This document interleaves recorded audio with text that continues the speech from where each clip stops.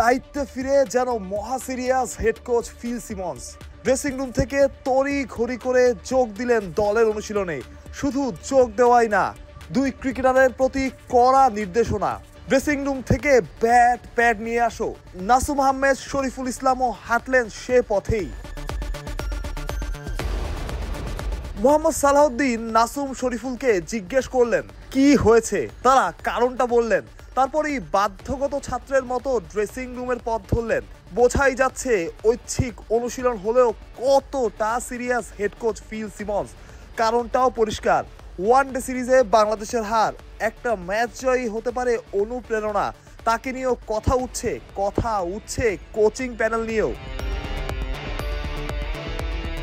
টেল endure হলেও মূল কাজ বোলিং হলেও ব্যাটিংটা করতে হবে ঠিকঠাকই।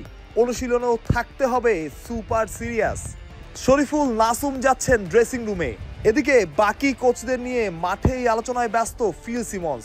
হেড কোচকে দলের সাথে এতদিন দূর থেকে এতটা ইনভলভ মনে হয়নি যেমনটা মনে হচ্ছে আজ প্রথম টি-20-র আগের রাতে। নাসুম আহমেদ ফিরছেন শরীফুল ইসলামও। এদিকে কোচদের নিয়ে আলোচনা তখনও চলছে। হয়তো সাফল্যের পথটাই খুঁজছেন, যে পথে এগুতে হবে বাংলাদেশ দলকে। বাকিরা মনোযোগ দিয়ে শুনছেন। বাংলাদেশ দলের শুধুমাত্র একজন কোচ নয়, দরকার একজন অভিভাবক।